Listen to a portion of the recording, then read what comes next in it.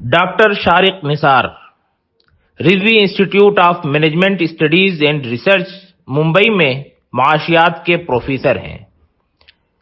جدید معاشی رجحانات اور اسلامی اپروچ کے حوالے سے ڈاکٹر شارق نثار کی شخصیت دنیا بھر میں معروف ہے۔ آپ تاسیس یعنی تقوی advisory and Shariah investment solution کے فاؤنڈرز میں شامل ہیں۔ آپ کا موضوع ہے امداد باہمی اور تضامن اجتماعی کا قرآنی تصور۔ ڈاکٹر شارق نثار۔ فائنینشیل سسٹم کا اصل مقصد جو ہے عوام کے پاس جو زائد سیونگز ہیں، رقومات ہیں، بچتیں ہیں، ان کو اکٹھا کرنا، اور ان کو اکٹھا کرنے کے بعد ان لوگوں تک پہنچانا جو سماج میں بزنس کرتے ہیں، کاروبار کرتے ہیں، انٹرپرینورشپ کرتے ہیں، تاکہ وہ پیسے کا استعمال کر سکیں، اور پیسے کا استعمال کر سکنے کی عوض میں وہ چیزیں پروڈیوس کرتے ہیں، امپلائمنٹ کو بڑھاتے ہیں، اور امپلائمنٹ کو بڑھانے کے ساتھ لوگوں کی مزید آمدنی بڑھتی ہے اور مزید سیونگز اکٹھا ہوتی ہیں۔ تو فائنینشیل سسٹم کا جو اصل مقصد ہے وہ لوگوں کی سیونگز کو اکٹھا کرنا ہے اور ان کو جو ہے پروڈکٹیو پرپز میں استعمال کرانے کے لیے پیش رفت کرانا ہے۔ یہی اصل مقصد ہے فائنینشیل سسٹم کا۔ اب اگر آپ اس پہ غور کریں شریعت کے مقاصد کو اور فائنینشیل سسٹم کے مقاصد کو، تو اس میں بالکل کلیئر ہو جاتا ہے کہ کسی بھی ملک میں اگر ایسا انتظام نہ ہو جہاں پہ لوگوں کی سیونگز کو، لوگوں کی بچت کو اکٹھا کیا نہ جا سکے، تو یہ شریعت کے جو مقاصد ہیں جس میں لوگوں کو نقصان سے بچانا ہے اور لوگوں کو فائدے کے لیے راہیں ہموار کرنا ہے، وہ پورے نہیں ہو پاتی ہیں۔ اور آپ پوری دنیا میں دیکھیں گے کہ اس کام کو، فائنینشیل سسٹم کے کام کو کرنے کے لیے عمومی طور پہ 3 طرح کے خاص ادارے وجود میں آتے ہیں۔ ایک جو ادارہ ہے وہ بینکنگ کا نظام ہے، یعنی لوگوں سے وہ قرضے لیتا ہے ایک طرف، اور دوسری طرف وہ قرضے جو ہے وہ جو سیونگ استعمال کرنے والے لوگ ہیں ان کو قرضے فراہم کرتا ہے۔ تو یہ جو بینکس ہیں یہ دونوں طرف، یعنی جن کے پاس سیونگ ہے ان سے سیونگز کو قرضوں کی شکل میں اکٹھا کرتے ہیں، اور جن کو فائنینس کرنا ہے، جن کو ضرورت ہے، ان کو بھی قرض کی شکل میں یہ جو ہے اس رقم کو فراہم کرتے ہیں۔ اور دونوں طرف یہ جو ہے یہ سود کا کاروبار کرتے ہیں، یعنی جس نے پیسے لیا ہے اس سے انٹرسٹ لیتے ہیں، سود لیتے ہیں، اور جس سے بینکوں نے ڈپازٹ لیا ہے اس کو یہ سود دیتے ہیں یا انٹرسٹ دیتے ہیں۔ اس طرح سے بینکوں کا کاروبار چلتا ہے۔ اس کے برعکس جو دوسرا پلر ہے اس کو ہم کیپٹل مارکیٹ کہتے ہیں، یعنی کیپٹل مارکیٹ ایک ایسی جگہ ہے جہاں پہ جن لوگوں کے پاس بھی سیونگز ہیں وہ سیونگز کو لے کر کے آتے ہیں، اور جن لوگوں کو استعمال کرنا ہے، جن کو ضرورتیں ہیں اس پیسے کی، وہ بھی آتے ہیں، اور دونوں آپس میں معاملہ کرتے ہیں۔ اور جب یہ معاملہ ہوتا ہے بعض مرتبہ جو ہے یہ کسی بروکر کے ذریعے یا دلال کے ذریعے ہوتا ہے جس کو ہم اسٹاک بروکر کہتے ہیں، بعض مرتبہ یہ ڈائریکٹ ہوتا ہے۔ جب ڈائریکٹ ہوتا ہے تو ہم اس کو IPO یا انیشل پبلک آفر کہتے ہیں، اور جب وہ کسی کے مابین ہوتا ہے، کسی ذریعے کے تحت ہوتا ہے یا انٹرمیڈیری کے تحت ہوتا ہے، تو ہم اس کو جو ہے اسٹاک ایکسچینجز کہتے ہیں۔ اور اس طریقے سے جو ہے یہ دوسرا طریقہ ہے جو سسٹم میں سیونگز کو لوگوں کے پاس سے لوگوں کو استعمال کرنے والے کے پاس لے جانے کا طریقہ ہے۔ جب یہ سارے کام ہوتے ہیں تو انسان کی ایک اور ضرورت ہے، وہ اپنے کو رسک پروٹیکشن کے لیے یا رسک کو کم کرنے کے لیے، یا خدا نخواستہ کسی ناگہانی صورت میں اپنے آپ کو پانے سے بچانے کے لیے بھی بہت سارے انتظامات کرتا ہے۔ اور اگر آپ غور کریں تو ہر ملک کے فائنینشیل سسٹم میں ایک تیسرا ادارہ بھی وجود میں آتا ہے جس کو ہم انشورنس کا نظام کہتے ہیں، یا جس کو ہم تضامن کا نظام کہتے ہیں۔ یعنی یہاں پہ وہ لوگ ہیں جو اپنی زائد رقومات میں سے کچھ رقم اکٹھا کرتے ہیں، اور وہ اکٹھا کرنے والی رقم سے جو ہے بہت سارے لوگ چونکہ اکٹھا کرتے ہیں تو وہ ساری رقم کو کوئی ادارہ اکٹھا کرتا ہے، اور اکٹھا کرنے کے بعد جن لوگوں کے ساتھ کوئی حادثات پیش آتے ہیں ان کی مدد کی جاتی ہے اسی پیسوں میں سے جو سب سے اکٹھا کیے گئے ہیں۔ تو یہ تیسرا نظام ہے جو فائنینشیل سسٹم میں کام کرتا ہے۔ اور اگر تینوں پہ آپ غور کریں تو ایک بینکنگ کا نظام ہے، ایک کیپٹل مارکیٹ کا نظام ہے، اور ایک انشورنس کا نظام ہے۔ دنیا کے ہر ملک میں یہ تینوں نظام پائے جاتے ہیں۔ اب مسئلہ یہ ہوتا ہے کہ ہم قرآن کے تصور میں اگر دیکھیں گے تو جس طریقے سے انشورنس کی کمپنیز کام کرتی ہیں یا انشورنس کا نظام کام کرتا ہے، وہاں پہ ہم شرعی طور پہ جو ہے وہ کئی جو ہے کمیاں پاتے ہیں، نسخ پاتے ہیں، پرابلمس نظر آتی ہیں شریعت کے روح سے اگر ہم غور کریں تو۔ مثال کے طور پہ انشورنس کا جو نظام ہے وہ رسک کی خرید و فروخت کرتا ہے، یعنی رسک کی تجارت کرتا ہے۔ ایک شخص ہے جو انشورنس چاہتا ہے، انشورنس کی پالیسی لینا چاہتا ہے، وہ اپنے خطرات کو انشورنس کمپنی کو بیچتا ہے، اور چونکہ وہ خطرات بیچتا ہے اس لیے وہ خطرات کی قیمت بھی دیتا ہے، جس کو ہم پریمیم کہتے ہیں۔ اور اسی طرح سے پھر وہ انشورنس کمپنی ہے، ہزاروں لاکھوں لوگوں سے پریمیم کے ذریعے ان کے خطرات کو خریدنے کے بعد پھر جتنے خطرات اس نے اکٹھا کر رکھے ہیں ان میں سے ایک بہت بڑا حصہ وہ جو ہے ری انشورنس کمپنیز کو بیچتی ہے، اور وہ ری انشورنس کمپنی کو بھی بیچتے وقت اس خطرات کی قیمت ادا کرتی ہے۔ اور پھر ری انشورنس کمپنی بھی اسی طرح کے معاملات کرتا ہے جس کو ہم ریٹرو کے نام سے جانتے ہیں۔ تو انشورنس کا جو پورا نظام ہے اس میں خطرات کی تجارت جو ہے ایک سب سے اہم نقطہ ہے، جس کی طرف جو ہے شریعت نے رہنمائی فرمائی ہے کہ ان خطرات کی تجارت جو ہے وہ جائز نہیں ہے۔ وہ شریعت کے انداز میں، شریعت کے روح سے وہ غرر کی کیٹیگری میں آتا ہے، اور لہٰذا ایک بڑا مسئلہ ہے انشورنس کمپنیز کے لیے کہ اگر وہ اسلامی طور پہ کام کریں تو کس طریقے سے کام کر سکیں۔ تو تکافل کا جو نظام ہے، جیسا کہ میں نے بتایا کہ یہ کنونشنل انشورنس کے جو 3 بڑی پرابلمس ہیں ان کو سالو کرتے ہوئے بنایا گیا ہے۔ وہ تینوں پرابلم کا ذکر میں نے کیا کہ غرر ہے، ربا ہے اور میسر ہے۔ تو غرر اور میسر کا جو معاملہ ہے وہ اس مسئلے کو اس طرح سے حل کیا گیا جس کو ہم عام طور سے انگریزی زبان میں میوچول انشورنس کہتے ہیں۔ یعنی کوئی ہمارا خطرہ خریدنے کی کوئی ایک نیا ادارہ نہیں ہے۔ عام طور سے اگر آپ انشورنس کمپنی کا موازنہ کریں تو انشورنس کمپنی شیئر ہولڈرز کے ذریعے قائم کی گئی ایک کمپنی ہے، اور وہ کمپنی جو ہے شیئر ہولڈرز کے ذریعے پیسہ اکٹھا کرنے کے بعد انشورنس کا کاروبار کرتی ہے، اور جو پالیسی ہولڈرز ہیں ان سے خطرات کو خریدتی ہے، پھر ری انشورنس کو خطرات بیچتی ہے، یعنی وہ خطرات کی تجارت کرتی ہے۔ اس تجارت کے بدلے میں اگر وہ خطرات میں شمولیت اختیار کرنے لگے تو ہم اس کو میوچول انشورنس کہتے ہیں۔ جو خطرات کی تجارت کرتے ہیں ان کو ہم کامرشل انشورنس کہتے ہیں، اور جو خطرات کو شیئر کرتے ہیں ان کو ہم میوچول انشورنس کہتے ہیں۔ اور دنیا میں تقریباً 1/3 انشورنس آج بھی میوچول انشورنس ہے۔ میوچول انشورنس میں لوگ جو ہے شامل ہوتے ہیں ایک فنڈ میں،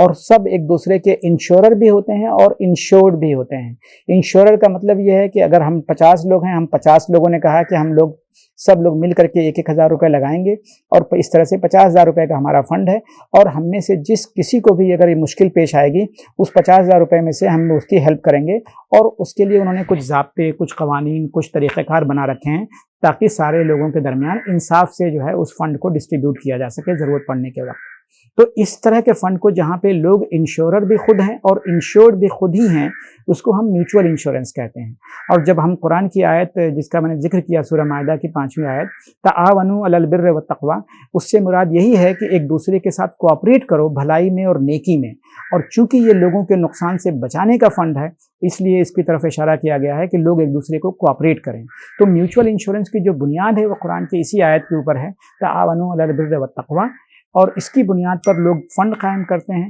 اور لوگ اس فنڈ کو قائم کرنے کے بعد جن کو ضرورت ہوتی ہے اس فنڈ سے اس کی مدد کی جاتی ہے۔ یہ دنیا میں کمپنی کے طور پہ بھی چلتا ہے اور لوگوں کے فنڈ کے طور پہ بھی چلتا ہے۔ تو جو غرر کا مسئلہ ہے، خطرات کی تجارت کرنے کا، وہ مسئلہ یہاں پہ حل ہو گیا ہے، یعنی اب اس میں غرر نہیں پایا جاتا ہے۔ لوگوں نے یہ تو نہیں پتا ہے لوگوں کو کہ کس کے ساتھ سانحہ پیش آئے گا، لیکن یہ پتا ہے کہ کسی کے ساتھ بھی اگر سانحہ پیش آئے گا تو ہمارے پاس ایک فنڈ ہے اور اس فنڈ سے ہم سب اس کی مدد کریں گے۔ تو یہ غرر کا مسئلہ ہو گیا۔ چونکہ غرر کا مسئلہ حل ہو گیا تو اب یہ تجارت بھی نہیں بچی، یہ تعاون بچا ہے۔ اب تجارت اگر نہیں ہے تو جسے ہم میسر کی بات کر رہے تھے، یعنی کہ ایک شخص جو ہے وہ رزق کو خرید رہا ہے اور دوسرا شخص جو ہے رزق کو بیچ رہا ہے، اور دونوں چاہتے ہیں کہ ایک دوسرے سے زیادہ حاصل کر سکیں، یعنی رزق کو خریدنے والا جو ہے وہ کم سے کم پیمنٹ کرنا چاہتا ہے اور رزق کو بیچنے والا زیادہ سے زیادہ جو ہے وہ پیمنٹ لینا چاہتا ہے۔ تو یہ جو مسئلہ ہے جس کو ہم میسر کی یا قمار کی شکل میں دیکھتے ہیں، اس مسئلے کا بھی حل ہو جاتا ہے کہ نہ تو یہاں کوئی خریدنے والا ہے نہ کوئی بیچنے والا ہے، اس لیے جو ہے یہ اس رول کا اطلاق جو ہے وہ یہاں پہ نہیں ہوگا۔ اور تیسری جو بڑا چیلنج ہے جس کے بارے میں نے اشارہ کیا تھا کہ یہ سود کا ہے۔ اگر وہ فنڈ جو ہے سودی کاغذات میں پیسے لگاتا ہے اور وہاں سے سود کما کر کے فنڈ کو اور بڑھانے کی کوشش کرتا ہے، جیسا کہ میں نے ایگزامپل دیا تھا کہ اگر ہم 50 لوگ مل کر کے 1,000 روپے کنٹریبیوٹ کریں اور سب لوگوں نے 50,000 روپے آ گئے، اور اس پیسے کو اگر ہم نے فکس ڈپازٹ میں کر دیا ہے اور وہاں سے پھر سود بھی کما کر کے لوگوں کو جب کلیم دیا جائے تو سود کا اماؤنٹ بھی ہے، تو یہ غیر شرعی ہو جائے گا۔ تو اس طرح کے کام کو اگر سود کے بجائے کسی اور طریقے سے کیا جائے، شرعی طور پہ جو اپرووڈ طریقہ کار ہیں ان کے حساب سے کیا جائے، مثال کے طور پہ اگر اگر اس پیسے کو جو اکٹھا ہوئے ہیں وہ اسلامکلی درست کاروبار میں لگایا جائے یا اس کو سکوک میں لگایا جائے یا اس کو کسی جگہ نہ لگایا جائے، صرف یہ رکھا جائے کہ ہم اس کو بلا کسی سود کے جو ہے اس کو الگ رکھیں گے اور اس پیسے سے مدد کی جائے گی، تو یہ بھی ممکن ہے۔ تو اس طریقے سے جو نظام وجود میں آیا جس میں نہ غرر ہے، نہ میسر ہے اور نہ ہی ربا ہے، اس کو ہم جو ہے اسلام کا نظام تکافل کہتے ہیں۔ اور ظاہر سی بات ہے کہ جب آپ اس کے ڈیٹیلز میں جائیں گے تو جو انشورنس جس طریقے سے ہے یا انشورنس جس طریقے سے کام کرتا ہے، اس کے جو ٹیکنیکل نو ہاؤ ہیں، ٹیکنیکل نالج جو ہیں اس کے، وہ تمام technical knowledge, technical know how یا جو تکنیکی جانکاریاں ہیں وہ تکافل میں بھی وہی رہتی ہیں۔ وہ جہاں تک کنسیپٹ کا تعلق ہے، طریقہ کار کا تعلق ہے، فائنینشیل پریکٹس کا تعلق ہے، یہاں فرق ہے، لیکن یہ ہے کہ اس کی اکاؤنٹنگ کیسے ہوگی، اس میں کمپیوٹر سے اس کا رسک مینجمنٹ کیسے ہوگا، اس کے ایکچوریل جو نو ہاؤ استعمال ہوتے ہیں انشورنس کے کلیم کو سیٹ کرنے میں، وہ سارے تمام جو ہے وہ موجودہ انشورنس کی ہی بنیاد پہ یہاں پہ بھی کام کرتے ہیں۔ مثال کے طور پہ عام انشورنس میں لائف انشورنس کا جو ایک ڈپارٹمنٹ ہوتا ہے اور نان لائف کا ایک الگ ڈپارٹمنٹ ہوتا ہے۔ لائف کا مطلب جو لوگوں کی زندگیوں سے تعلق انشورنس کا رکھنے والا ہے اس کو ہم لائف انشورنس کہتے ہیں، اور جو باقی چیزیں ہیں لائف کے علاوہ، زندگی کے علاوہ، مثال کے طور پہ اثاثے ہیں، ذمہ داریاں ہیں، صحت ہے، گاڑیوں کا ہے معاملہ، آگ لگنے کے جو رسک ہیں، خطرات ہیں، اور اس طرح سے تمام جتنے خطرات ہیں جو ادر دین لائف ہیں اس کو ہم نان لائف کہتے ہیں، اور ہمارے ملک ہندوستان میں اس کو جنرل انشورنس بھی کہتے ہیں۔ تو تکافل کا نظام بھی اسی طریقے سے ہوتا ہے، یعنی وہاں پہ کمپنی اگر کوئی لائف میں ہے تکافل کام کر رہی تو لائف تکافل اس کو ہم کہیں گے، یا فیملی تکافل بھی کہتے ہیں اس کو، چونکہ لائف انشورنس نہیں ہوتا ہے، وہ ایک غلط نام ہے، اور غلط نام کی وجہ سے بہت سارے لوگ غلط فہمی کا شکار ہو گئے کہ لائف انشورنس ہوتا ہے، تو اس کو ہم فیملی تکافل بھی کہتے ہیں۔ ملیشیا وغیرہ میں اس کو فیملی تکافل کہا جاتا ہے، یعنی ایک شخص نے جو ہے کچھ پیسے مختص کر رکھے ہیں کہ خدا نخواستہ اگر اس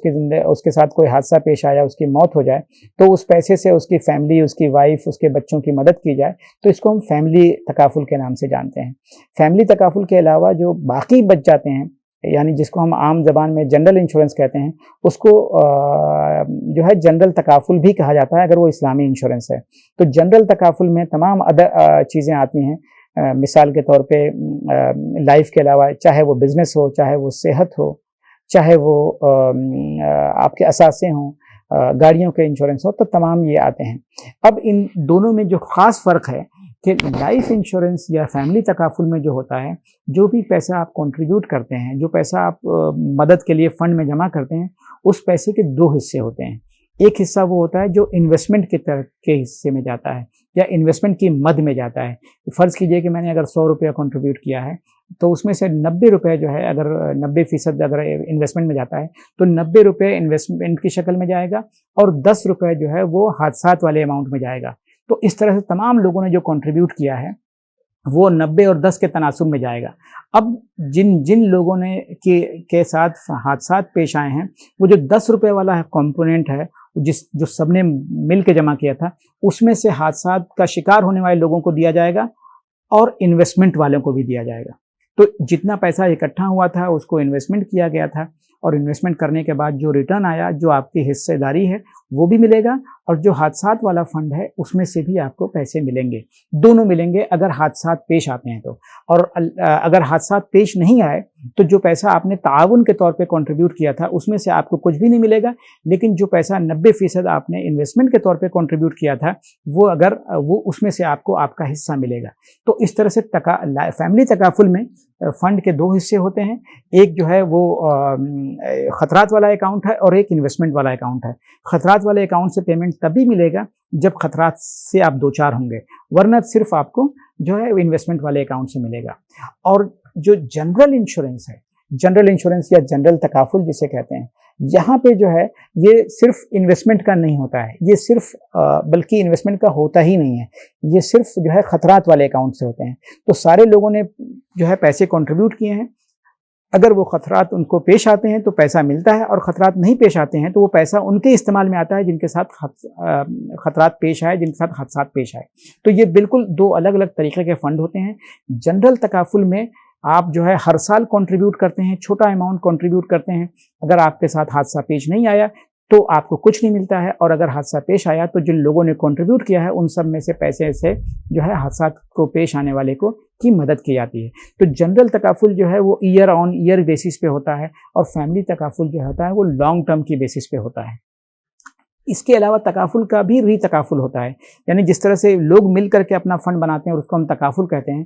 تکافل کمپنی مل کر کے اپنا فنڈ بناتی ہیں جس کو ری تکافل کہتے ہیں۔ تو جو کنونشنل سسٹم میں ری انشورنس ہے اس کا جو اسلامی متبادل ہے وہ ری تکافل ہے، اور وہ بھی انہی بنیادوں پہ اور انہی پیرامیٹرز پہ کام کرتا ہے جن پیرامیٹرز پہ تکافل کام کرتا ہے۔ مثال کے طور پہ وہاں پہ بھی غرر نہیں پائی جائے گی، مثال کے طور پہ وہاں پہ بھی میسر نہیں پایا جائے گا، اور وہاں پہ بھی جو ہے ربا سے کوئی لین دین نہیں ہوگا یا ربا بیس کوئی انویسٹمنٹ نہیں ہوگا۔ تو اس طریقے سے جو ہے جو اس نظام تکافل ہے یا قرآن کا جو اجتماعی نظام تضامن ہے یا اجتماعی تضامن کا نظام ہے، یہ جو ہے وجود پذیر ہوتا ہے۔ عام طور سے مسلم کنٹریز میں اور ہمارے ملک میں خاص طور سے انشورنس کا پینیٹریشن جسے ہم کہتے ہیں، یعنی کتنے لوگوں نے اس میں حصہ لیا، یہ بہت کم ہے۔ اس کی دو وجہ ہے۔ ایک جو بڑی اہم وجہ ہے وہ تو یہ ہے کہ مذہبی طور پہ چونکہ وہ غیر شرعی انشورنس بہت زیادہ کامیاب ہے یا بہت زیادہ اس کی سائز بڑی ہوئی ہے، لوگ اس سے بچنا چاہتے ہیں۔ اور دوسرا یہ بھی ہے کہ عام طور سے لوگ کوشش کرتے ہیں کہ جن لوگوں کے ساتھ حادثات پیش آئیں ان کو فیملی کے لوگ یا خاندان کے لوگ یا ضلع کے لوگ اس طرح سے مل کر کے جو ہے ان کی مدد کر لیں، اور اس کا کوئی باقاعدہ جو ہے وہ کمپنی بیس یا کوئی لیگل آرکیٹیکچر ایسا موجود نہیں ہے جس کے ذریعے کیا جائے۔ لیکن خاص طور سے مڈل ایسٹ میں، جی سی سی میں اور بہت سارے اور مسلم ممالک میں اب جو تکافل کا نظام ہے وہ قانونی شکل بھی لے چکا ہے کافی بڑے پیمانے پہ یہ کاروبار ہوتا ہے، اور اس کی وجہ سے فائدہ ہوتا ہے لوگوں کو خدا نخواستہ جب ان کے ساتھ حادثات پیش آتے ہیں تو ان کو کسی دوسرے کی طرف نظر اٹھا کے نہیں دیکھنا پڑتا ہے، ان کو کسی کے سامنے ہاتھ نہیں پھیلانا پڑتا ہے، ان کی اپنی سیونگ، ان کے اپنے کنٹریبیوشن جو ہے ان کی فیملی میں واپس آتے ہیں، اور اس طریقے سے ان کی مالی امداد جو ہے بہت ہی وقت پہ ہو جاتی ہے۔ ورنہ اگر ایسا انتظام نہ ہو تو پھر بہت سارے لوگوں کو اس فیملی کی مدد کرنے کے لیے بڑی کوششیں کرنی پڑتی ہیں، اور ان کوششوں کو اکثر ہم دیکھتے ہیں کہ کامیاب بھی نہیں ہوتی ہیں، یا جتنی ضرورت ہوتی ہے اتنا جو ہے فنڈ مہیا نہیں ہو پاتا ہے، اور اس طریقے سے جو ہے پھر وہ فیملی جو ہے غربت کا شکار ہو جاتی ہے، اور حالات سے مقابلہ کبھی کبھی نہیں کر پانے کی شکل میں وہ فیملی ٹوٹ بھی جاتی ہے۔ تو یہ جو نظام تکافل ہے جو قرآنی تصور کی بنیاد پہ وجود پذیر ہوا ہے، یہ جو ہے مسلم کمیونٹیز میں کافی تیزی سے پینیٹریٹ ہو رہا ہے۔ ہمارے ملک میں چونکہ میوچول انشورنس کا کنسیپٹ کی بھی پرمیشن ابھی نہیں ہے، اس لیے ہمارے یہاں پہ ابھی تک کوئی ایسا نظام نہیں ہے جس سے ہم کہہ سکیں کہ اس کو پورے طریقے سے جو ہے اسلامی طور پہ یہ اپرووڈ ماڈل ہے۔ لیکن اتنا ضرور ہے کہ بمبئی میں کچھ علاقوں میں چھوٹی موٹی کوششیں ایسی چل رہی ہیں جہاں پہ جو اس ماڈل کو، جو میوچول انشورنس کا ماڈل ہے اور جس میں انشورنس کے پیسے کو جو ہے بینکوں میں رکھ کر کے سود نہ کمایا جائے، اس طرح کے کچھ ایکسپیریمنٹ چل رہے ہیں، کچھ پائلٹ ٹیسٹنگ چل رہی ہے، اور اللہ نے چاہا تو انشاءاللہ اس کے اچھے نتائج آئیں گے، اور اس کی وجہ سے بہت سارے لوگوں کو اور ہمت افزائی ہوگی کہ وہ انشورنس جیسے کرٹیکل میدان میں بھی لوگوں کی مدد کے ذریعے لوگوں کی مدد کر سکیں، اور لوگوں کی رہنمائی بھی کر سکیں۔ وآخر الدعوانا ان الحمد للہ رب العالمین۔